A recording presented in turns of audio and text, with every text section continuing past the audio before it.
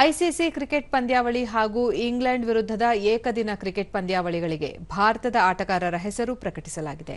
ರೋಹಿತ್ ಶರ್ಮಾ ತಂಡದ ನಾಯಕರಾಗಿ ಮುಂದುವರಿಯಲಿದ್ದು, ಕುಲದೀಪ್ ಯಾದವ್, ಜಸ್ಪ್ರೀತ್ ಬುಮ್ರಾ ಹಾಗೂ ಮೊಹಮ್ಮದ್ ಶಮಿ ಅವರನ್ನು ತಂಡಕ್ಕೆ ಸೇರ್ಪಡೆ ಮಾಡಿಕೊಳ್ಳಲಾಗಿದೆ. ಫೆಬ್ರವರಿ 19ರಿಂದ ಐಸಿಸಿ ಚಾಂಪಿಯನ್ಸ್ ಪಂದ್ಯಾವಳಿ ಆರಂಭಗೊಳ್ಳಲಿದ್ದು, ಇದಕ್ಕೆ ಫೆಬ್ರವರಿ 6ರಂದು ದುಬೈಗೆ ತೆರಳಲಿದೆ. ಎ ಗುಂಪಿನಲ್ಲಿರುವ ಭಾರತ ಫೆಬ್ರವರಿ 20ರಂದು ತನ್ನ ಮೊದಲ ಪಂದ್ಯದಲ್ಲಿ ಬಾಂಗ್ಲಾದೇಶವನ್ನು ಎದುರಿಸಲಿದೆ. ಬಳಿಕ ಫೆಬ್ರವರಿ 23ರಂದು ಪಾಕಿಸ್ತಾನ ಹಾಗೂ ಮಾರ್ಚ್ 2ರಂದು ನ್ಯೂಜಿಲೆಂಡ್ ತಂಡವನ್ನು ಎದುರಿಸಲಿದೆ.